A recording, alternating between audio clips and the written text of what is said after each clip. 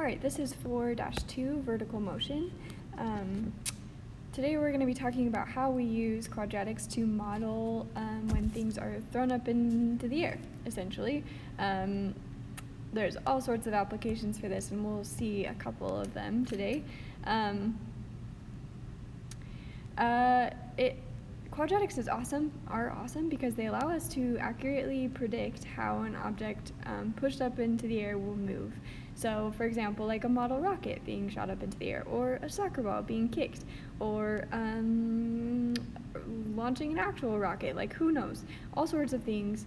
And this quadratics is how we model that kind of movement in the air. The first thing I want to talk about is this is the vertical motion model. It says h equals -16 t squared plus vt plus s. So there's some, t is standing in as like our x value. We've mostly seen quadratics with x values so far, but t works just as well. We use t because it represents time in this case. So t is for time. Let's actually write that. Let's see. T is for time, and h represents height. So you plug in a certain time to this function, and it spits out how high something is at that time. The other important thing here is this -16. That number stays. Like, that is just part of the vertical motion problem, and the reason for that is because -16 is representative of gravity. That makes it concave down, you might remember, because it's a leading coefficient and it's a negative. So that makes a graph that's shaped like this. At some points you will see other kinds of vertical motion problems where it's either concave up. Usually they do something like it's concave up and it's how far it's fallen. So really it is still negative, they're just using it in a different context. Anyway, there's all sorts of different vertical motion problems. We will mostly use this -16. It also changes depending on what units you're using, so you have to use feet and seconds for -16 to work, because -16 is how gravity affects the situation in feet per second. So anyhow, so that's gravity. -16 is gravity. So don't take that out of the equation, that's important. The V stands for initial velocity. So that's essentially just how much force the object was launched, right? So how forceful, I guess, it was. So it depends how hard you kick it, or how much firepower was behind the launch. Like, that's important information. So we'll say how much force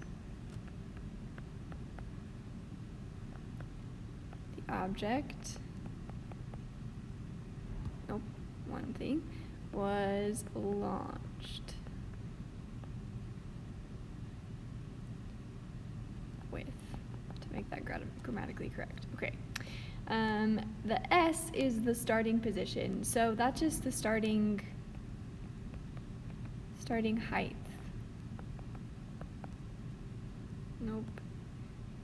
HT of the object.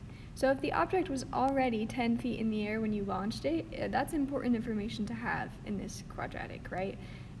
So let's highlight things appropriately so that we can see where they go.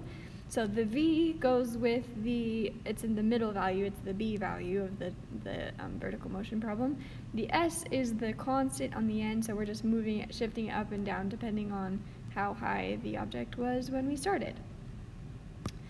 So all we're going to do here is we have some scenarios, and we're going to write a vertical motion model, write an equation like this, plugging in the V and the S from the equation.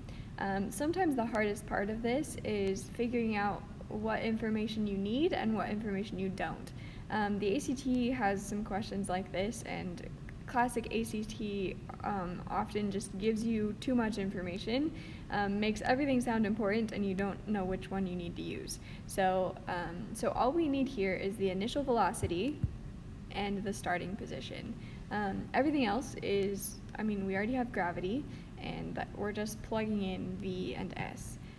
So the first one is Patrick is shooting a basketball into a basket. He releases the ball at 7 feet high, and his shot has an initial velocity of 20 feet per second. So I'll just highlight these. 20 feet per second is the initial velocity. That's important. 7 feet high is where it starts, right? Because that's how high it was when he shot the basketball. The basket is 10 feet off the ground, and he is shooting from 15 feet away. So all of that information would be useful if we were trying to answer this question down at the bottom, like, will he make the basket? But right now, all we're doing is writing an equation. So we have that, S, the starting position, is 7 feet high, and the initial velocity, I just needed blue. Okay. The initial velocity, which we'll call V, is 20. So our vertical motion problem says h equals -16 t squared plus, and then the 20 goes here, and then the 7 goes on the end. So truly that's all we're doing. I will let you predict if you think he will make it or not. It might help to graph that and to sort of visualize what's happening. But we're going to keep going. So we have Regina, and Regina is animating a polar bear jumping for a cartoon. The polar bear is jumping off a small ledge that is 1 foot high, and being a chubby bear, he can jump with an initial velocity of 10 feet per second. So this sounds like a silly problem, like you wouldn't do math when you animate, but that's actually a lie, you do. To make things look like they're actually falling in animation and other such things, there's a lot of math involved, and vertical motion problems are pretty constant in that sort of thing, so that's kind of cool. So S is 1 in this situation. He starts at 1 feet high, and the initial velocity is 10. So our vertical motion problem will say -16 t squared plus 10 t plus 1. And you could just graph that in Desmos or a calculator to sort of visualize what's happening. And I'll let you again predict how long should the polar bear be in the air. Last, we have this problem. Tom Cruise needs to jump from one rooftop to another. This is another application for vertical motion problems. Stunts are very scary, and in order for people to not die as much as possible, there's a lot of math to be done before you have people jumping off buildings to figure out, how far can Tom Cruise really get if he jumps from one rooftop to the other. How far apart do the rooftops need to be so that he won't die or break his leg in this specific situation?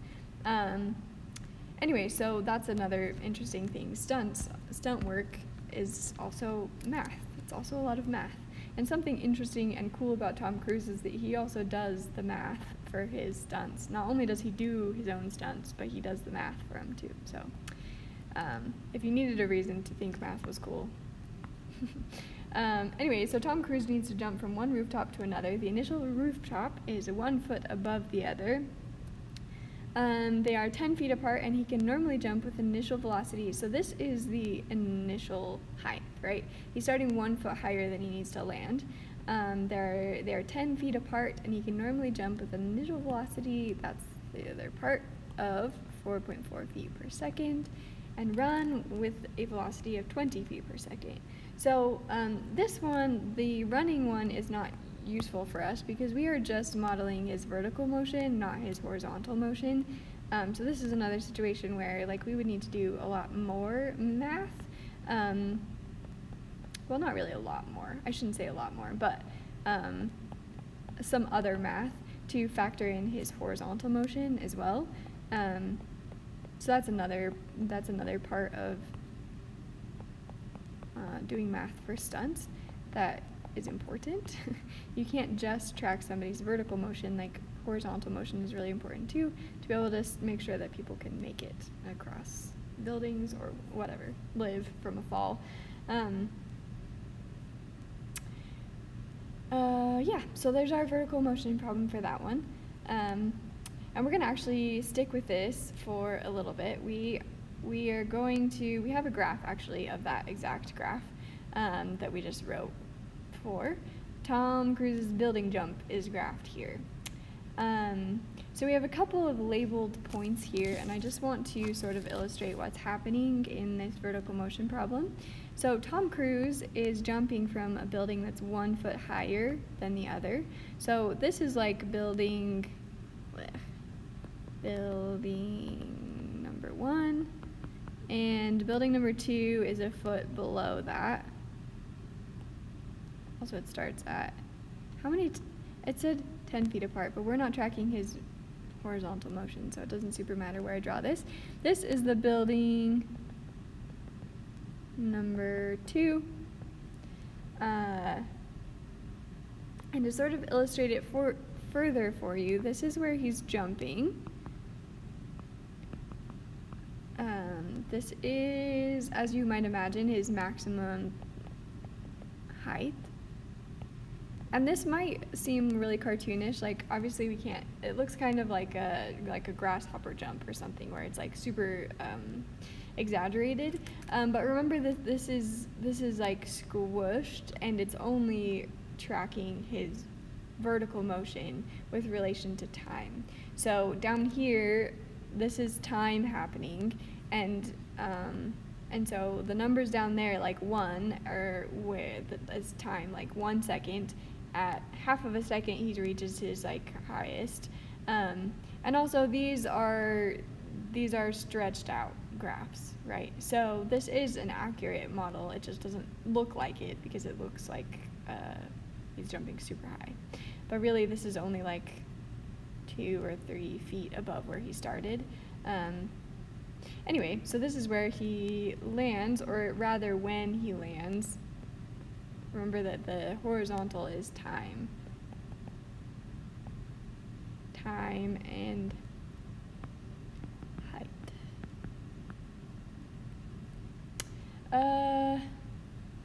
Yeah. The other thing that I want to mention is at this point down here, this A value that's crossing the x-axis before time starts, that is not super applicable. So a lot of times when you're using quadratics in real situations, the x-intercepts don't always have an application. Like specifically one of them might not have an application. So it's important not to like overanalyze this and be like, oh, this is like where, I don't know, like that there really is no application for that, because that's not only happening in negative time, which doesn't exist, but it's also happening like below where he starts, like inside of the building or something. So that really doesn't have any application, which is something which can happen plenty. So what is the maximum? We're going to answer these questions down here. What is the maximum height Tom will reach? The maximum height, remember this is in feet, so the maximum height is like 4 and 4.2-ish. That's my guess. About 4.2 feet. Specifically, and I will add this down here, above building number 2, because our 0 in height is at building number 2, not building number 1. So he's really only 3.2 feet above his initial building. But yeah, because our building number 2 is sort of our 0, then it's 4.2 feet above building number 2. The next question says, how long will it be before he needs to land? So he needs to land at 1 second, right? Or at least a little bit before 1 second. If he doesn't land there, he will have missed the building and he'll just fall, right? So he needs to be able to land after 1 second. Or we're gonna say 0.96 seconds because it's a little bit before that. Yeah. And the most important question, do you think he will make it? And what other information would you need to decide? So, the moral of the story here is that you don't have all the information you need to decide, because we also need to track his horizontal motion in order to figure out, for example, how far he can jump rather than how high. This is super important though because we know he needs to land at 0.96 seconds. So however far he can travel in 0.96 seconds, that's how far the building needs to be apart, or at least the maximum distance, right? Otherwise, he will crash and burn.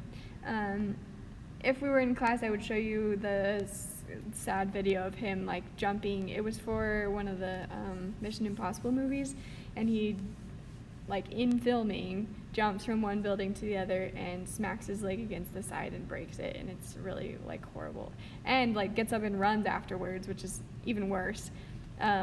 Anyway, so he didn't make it then, and we don't know what happened. It could have just been like him, like I guess like the randomness of the human body, right? We can't always jump the same or run the same. So math can only take you so far, but it is anyway, it's interesting. So do the math for sure. Figure out that you need the buildings a certain distance apart so that you don't fall or break your leg. Anyway, so that's some fun, interesting math for us today. This vertical motion stuff is very applicable in real life for a lot of things. So we have fun with that. Anyways.